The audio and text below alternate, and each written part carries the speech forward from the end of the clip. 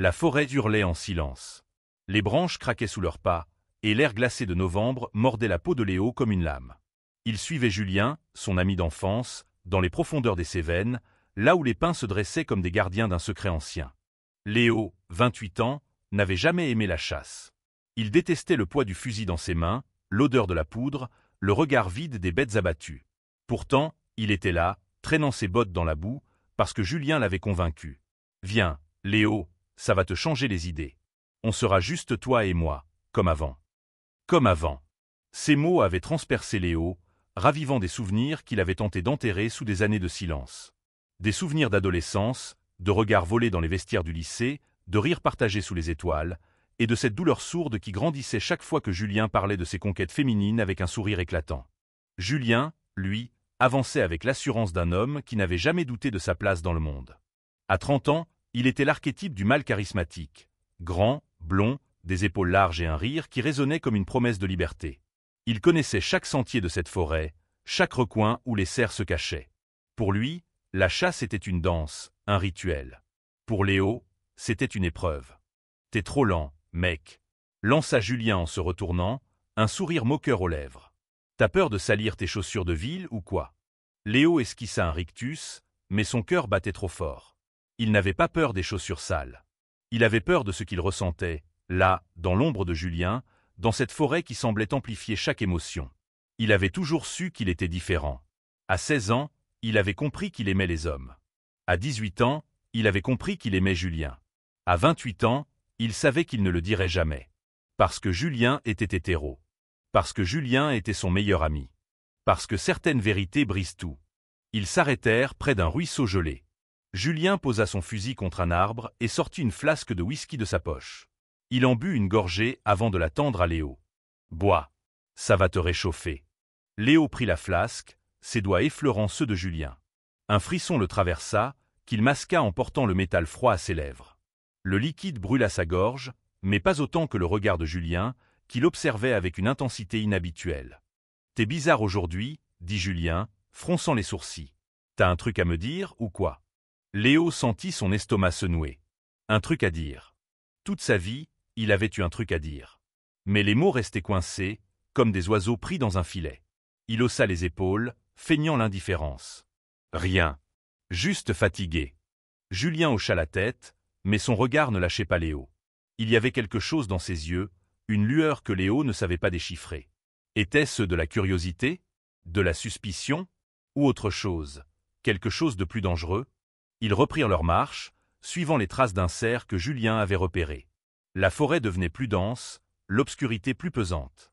Léo sentait son cœur s'accélérer, non pas à cause de la chasse, mais à cause de cette proximité avec Julien.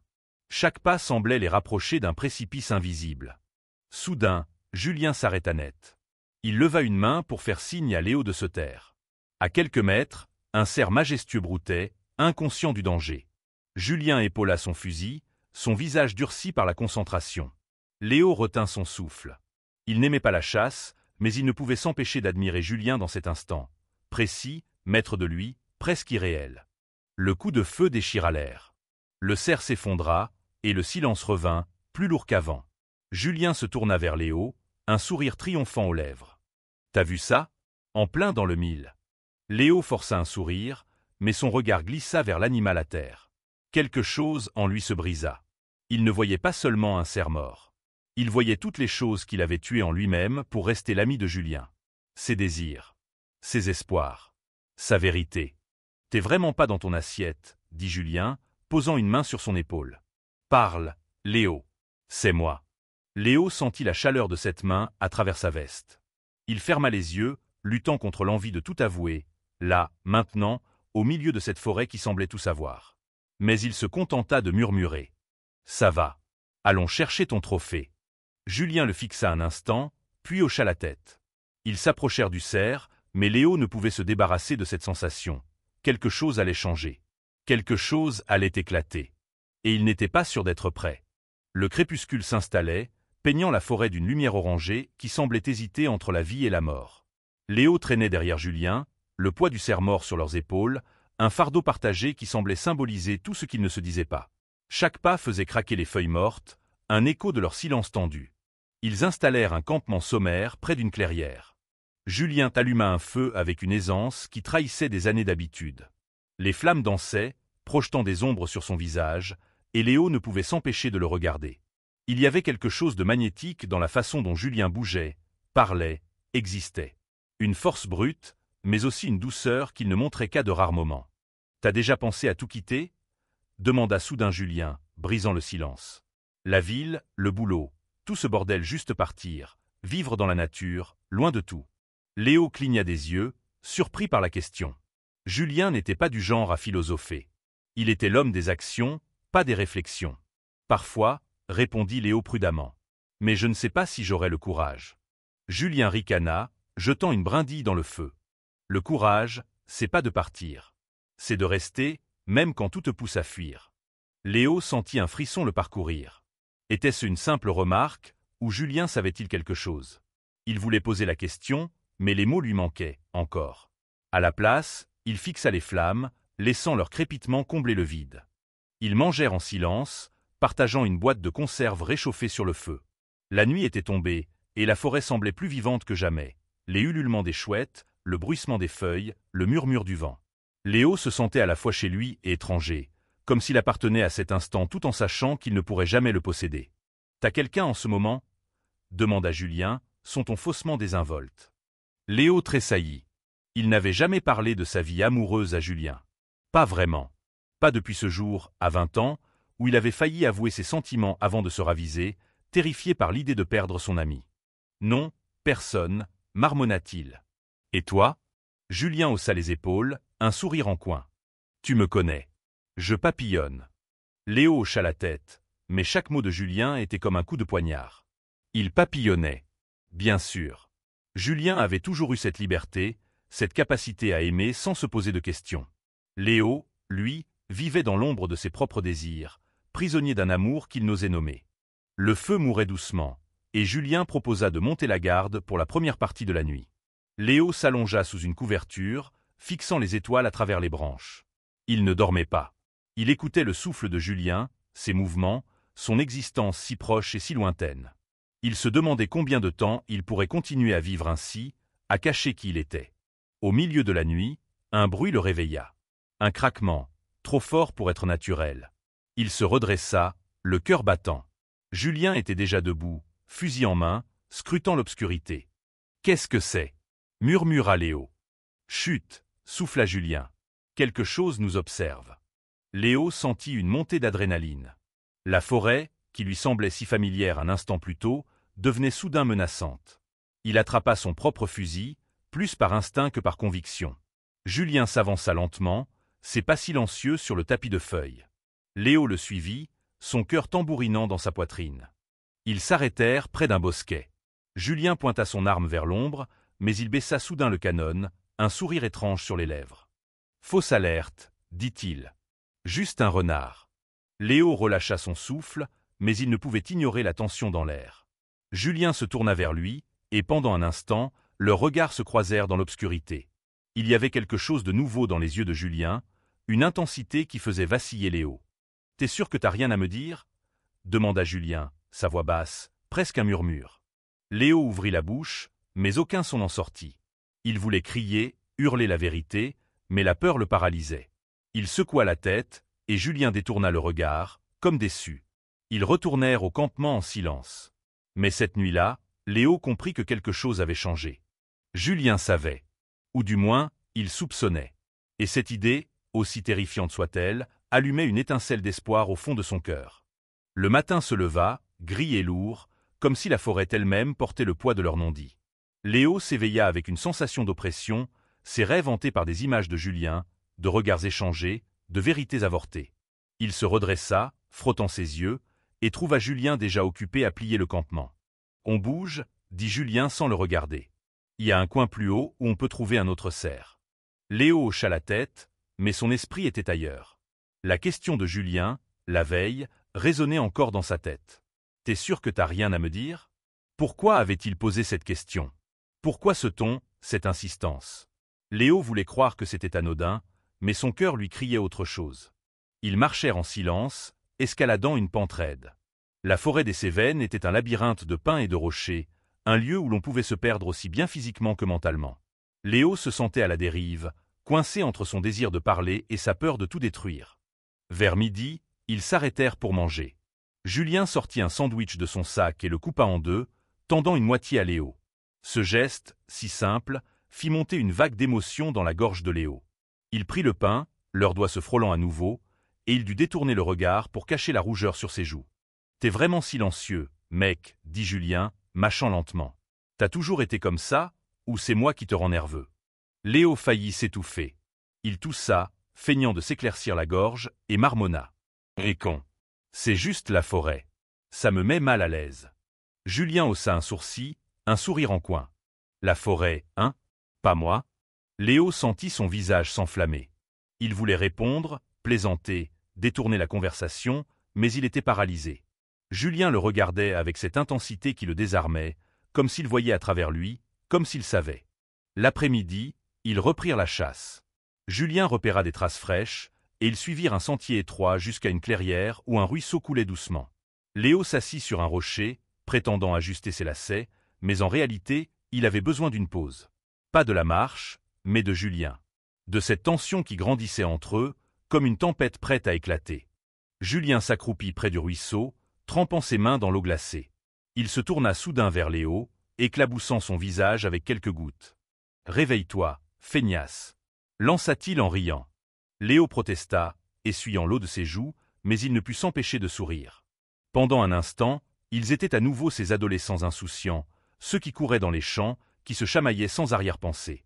Mais ce moment s'évanouit vite, remplacé par la réalité de ce qu'ils étaient devenus. Deux hommes, deux mondes, séparés par un mur de silence. Alors qu'ils reprenaient leur marche, un cri perçant déchira l'air. Léo sursauta, son fusil glissant presque de ses mains. Julien se figea, scrutant les environs. « C'était quoi, ça ?»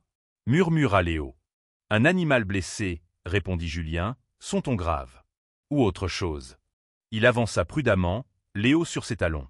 Ils trouvèrent la source du cri, un faon, coincé dans un piège de braconnier, sa patte ensanglantée. Léo sentit son cœur se serrer. L'animal se débattait faiblement, ses yeux pleins de peur.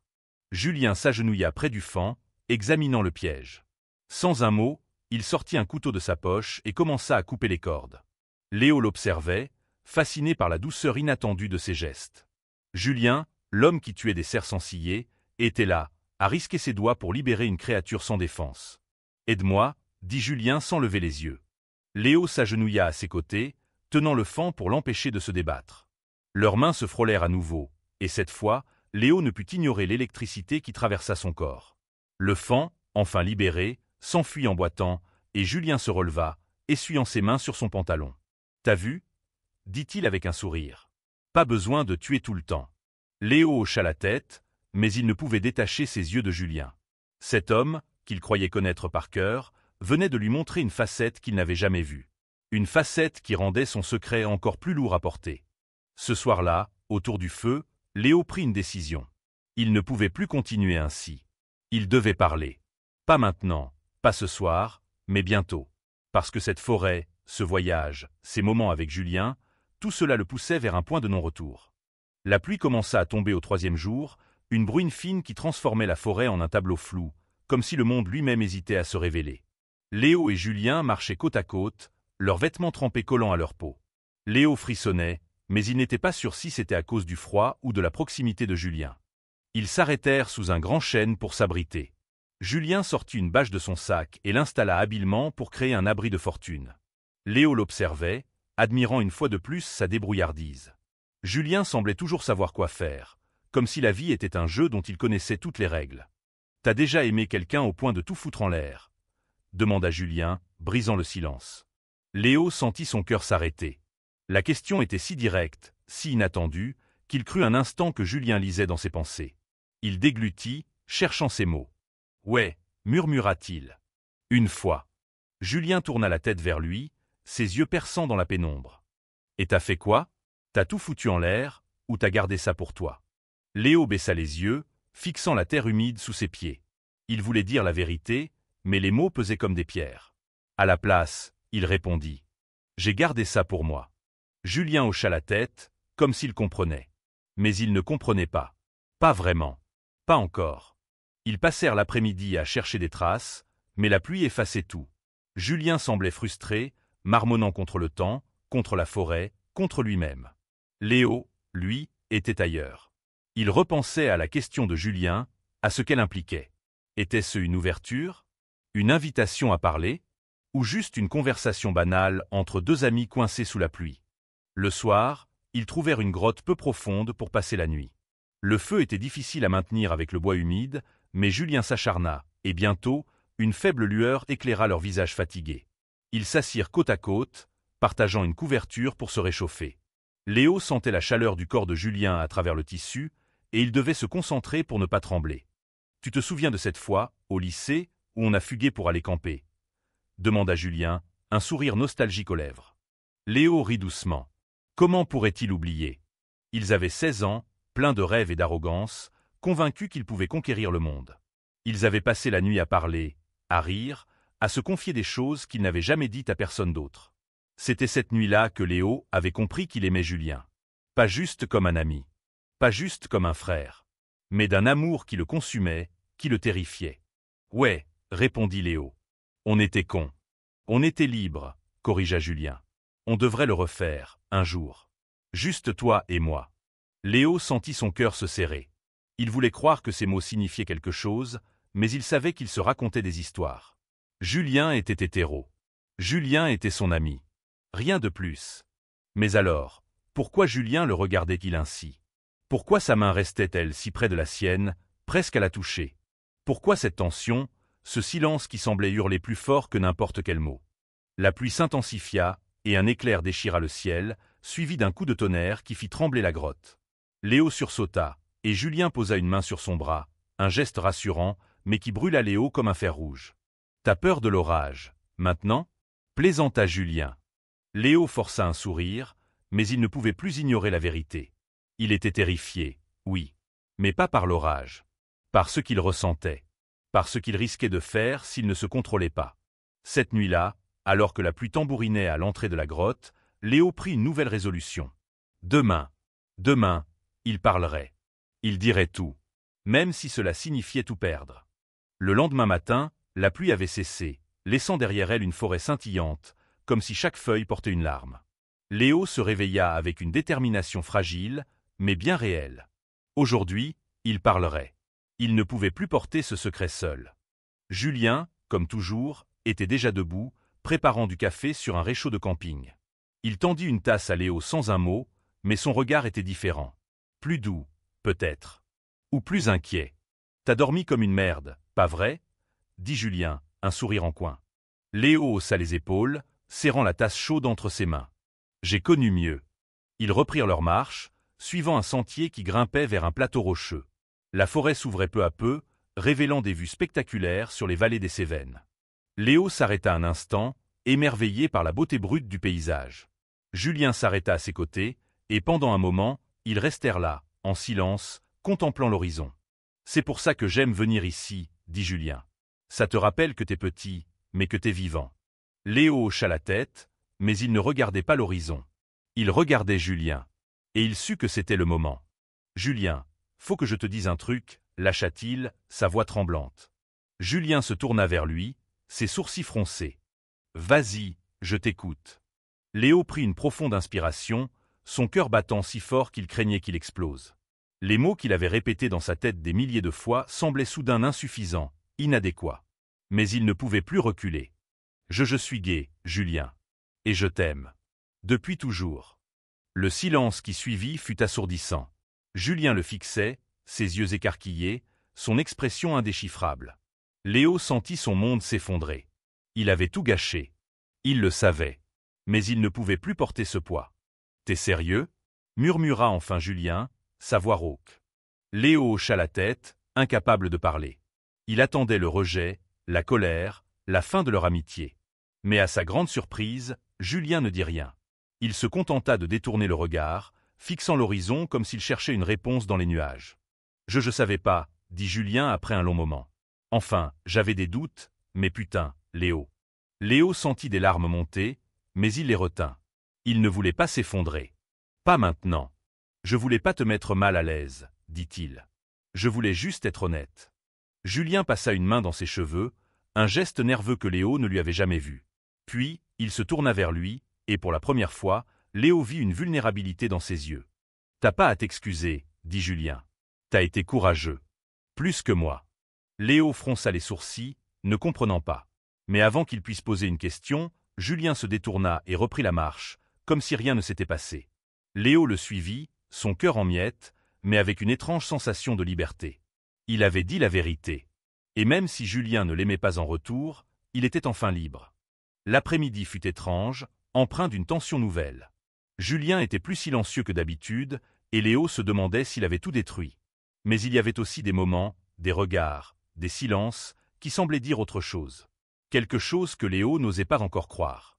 Ce soir-là, autour du feu, Julien brisa enfin le silence. « T'as déjà pensé que, peut-être, je suis pas aussi simple que t'imagines » dit-il, ses yeux fixés sur les flammes. Léo sentit son cœur s'arrêter. Il voulait demander ce que Julien voulait dire, mais il avait trop peur de la réponse. Alors, il se contenta de hocher la tête, laissant la forêt parler à sa place. Le 5e jour, la forêt semblait différente. Plus dense, plus oppressante, comme si elle savait ce qui se jouait entre eux. Léo marchait derrière Julien, son esprit en ébullition. Les mots de Julien, la veille, tournaient en boucle dans sa tête. T'as déjà pensé que, peut-être, je suis pas aussi simple que t'imagines ? Qu'est-ce que ça voulait dire ? Était-ce une ouverture ? Une confession ? Ou juste une façon de détourner la conversation ? Ils s'arrêtèrent près d'une rivière tumultueuse, l'eau rugissant contre les rochers. Julien s'assit sur une pierre plate, son fusil posé à côté de lui. Léo s'installa à quelques mètres, laissant un espace entre eux, comme une barrière invisible. « T'as déjà eu peur de quitter ?» demanda Julien, brisant le silence. Léo cligna des yeux, surpris par la question. Il voulait répondre honnêtement, mais il avait peur de creuser trop loin. « Tout le temps, admit-il enfin. Surtout quand j'étais plus jeune. J'avais l'impression que si je montrais qui j'étais vraiment, tout le monde me tournerait le dos. » Julien hocha la tête, comme s'il comprenait. Mais il ne dit rien, et ce silence rendait Léo fou. Il voulait crier, exiger des réponses, mais il se retint. Il avait déjà fait le premier pas. C'était à Julien, maintenant. Ils passèrent l'après-midi à suivre une piste, mais Léo sentait que Julien était distrait. Il trébuchait sur des racines, manquait des traces évidentes. Pour la première fois, il semblait perdu, non pas dans la forêt, mais en lui-même. Vers le soir, ils trouvèrent un abri sous un surplomb rocheux. La nuit tombait vite, et le froid était mordant. Julien alluma un feu, mais ses gestes étaient moins assurés que d'habitude. Léo l'observait, cherchant des indices, des signes, n'importe quoi qui pourrait lui dire ce que Julien ressentait. « Je t'ai jamais raconté pour mon père » dit soudain Julien, sa voix basse. Léo fronça les sourcils. Il connaissait le père de Julien, un homme dur, un militaire à la retraite qui ne tolérait aucune faiblesse. Mais Julien n'en parlait jamais. « Il m'a toujours poussé à être un certain type d'homme » continua Julien. « Fort, dur, sans faille. Pas le genre à douter. Pas le genre à ressentir des trucs compliqués. » Léo sentit son cœur s'accélérer. Était-ce là que Julien voulait en venir ? Était-il en train de dire ce que Léo espérait entendre ? « Et toi, t'es quoi » demanda Léo, sa voix tremblante. Julien le regarda, ses yeux brillants dans la lumière du feu. « Je sais pas, Léo. Je sais plus. » Ces mots frappèrent Léo comme un coup de poing. Il voulait demander plus, pousser Julien à s'expliquer, mais il voyait la douleur dans ses yeux. Pour la première fois, il voyait Julien, le vrai Julien, celui qui se cachait derrière le masque de l'homme parfait. Ils ne parlèrent plus ce soir-là. Mais alors qu'ils s'endormaient, côte à côte sous la couverture, Julien tendit la main et serra brièvement celle de Léo. Ce n'était qu'un instant, un geste fugace, mais il fit exploser le cœur de Léo. Était-ce de l'amitié ? De la pitié ? Ou quelque chose de plus ? Le 6e jour, la tension entre eux était palpable, comme un fil tendu prêt à se rompre. Léo se réveillait chaque matin avec un mélange d'espoir et de terreur, ne sachant pas ce que la journée lui réservait. Julien, lui, semblait osciller entre son assurance habituelle et une fragilité nouvelle, comme s'il luttait contre quelque chose en lui-même. Il marchait en silence, suivant un sentier étroit qui longeait une falaise. Le paysage était à couper le souffle, mais Léo ne voyait que Julien. Chaque mot, chaque geste, chaque regard semblait chargé de sens. Il se demandait combien de temps il pourrait continuer ainsi, à danser autour de la vérité sans jamais l'affronter. Vers midi, ils s'arrêtèrent pour manger. Julien sortit une pomme de son sac et la lança à Léo avec un sourire. « Tiens, attrape !» Léo attrapa le fruit, riant malgré lui. Pendant un instant, ils étaient juste deux amis, partageant un moment simple. Mais ces moments étaient rares, maintenant, éclipsés par tout ce qui restait non dit. L'après-midi, ils tombèrent sur une clairière où un vieux chêne dominait le paysage. Julien s'arrêta, posant son sac à terre. « On s'arrête ici, dit-il. J'ai besoin d'une pause. » Léo hocha la tête, s'asseyant à l'ombre de l'arbre. Julien s'installa à côté de lui, si près que leurs épaules se touchaient. Léo sentit son cœur s'accélérer, mais il ne bougea pas. Il ne voulait pas briser cet instant. « Léo, dit Julien après un long silence. Ce que t'as dit hier, ça m'a fait réfléchir. » Léo retint son souffle, n'osant pas parler. « J'ai toujours cru que je savais qui j'étais, » continua Julien. « Mais peut-être que je me suis trompé. Peut-être que j'ai eu peur, moi aussi. » Léo le regarda, cherchant à comprendre. Était-ce possible? Julien, l'homme qu'il avait toujours cru intouchable, était-il en train d'admettre qu'il doutait? Qu'il ressentait quelque chose? Avant que Léo puisse répondre, Julien se leva brusquement, comme s'il regrettait ses mots. Il attrapa son fusil et s'éloigna, marmonnant quelque chose à propos de vérifier les environs. Léo resta là, seul, le cœur battant, partagé entre l'espoir et la confusion. Ce soir-là, alors qu'il partageait un feu, Julien sembla plus distant. Il parlait peu, évitait le regard de Léo. Mais juste avant de s'endormir, il murmura. « Je suis content que t'aies parlé, Léo. Vraiment. » Ces mots, simples mais lourds, restèrent avec Léo toute la nuit. Il ne savait pas ce qu'ils signifiaient, mais ils étaient suffisants pour le faire tenir. Pour l'instant. Le dernier jour de leur chasse, la forêt semblait retenir son souffle. Léo se réveillait avec une étrange sensation de clarté, comme si les jours précédents avaient été un brouillard qu'il traversait enfin. Il avait dit la vérité. Il avait survécu. Et même si Julien n'avait pas répondu clairement, il y avait quelque chose de nouveau entre eux, une possibilité fragile mais réelle. Ils levèrent le canteau, décidés à rentrer avant la nuit. Julien semblait plus léger, comme si un poids avait été levé de ses épaules. Il plaisantait, riait, lançait des regards à Léo qui semblaient dire plus que des mots. Alors qu'il descendait un sentier, Julien s'arrêta soudain. Il posa son fusil contre un arbre et se tourna vers Léo, son expression sérieuse. « Léo, dit-il, sa voix basse mais ferme. J'ai besoin de te dire un truc. » Léo sentit son cœur s'arrêter. Il hocha la tête, incapable de parler. « Ces derniers jours, t'as été plus courageux que je le serai jamais, » continua Julien. « Et ça m'a fait réfléchir. Sur moi. Sur nous. » Il fit un pas vers Léo, réduisant la distance entre eux. Léo pouvait sentir son souffle, voir la vulnérabilité dans ses yeux. « Je sais pas ce que je ressens, » admit Julien. « Pas encore. Mais je veux pas te perdre. Et je veux pas continuer à me mentir. » Léo sentit des larmes monter, mais cette fois, il ne les retint pas. Il tendit la main, et Julien la prit, leurs doigts s'entrelaçant dans un geste simple mais bouleversant. Ils ne dirent rien de plus. Ils n'en avaient pas besoin. La forêt, témoin de leur voyage, semblait murmurer une approbation silencieuse. Ils reprirent leur marche, main dans la main, sans savoir ce que l'avenir leur réservait, mais certains d'une chose, ils affronteraient cela ensemble. Et alors qu'ils quittaient la forêt, Léo comprit que la chasse n'avait jamais été à propos des cerfs. C'était à propos d'eux, de leur vérité, de leur courage, et d'un amour qui, peut-être, trouverait un jour sa place dans la lumière.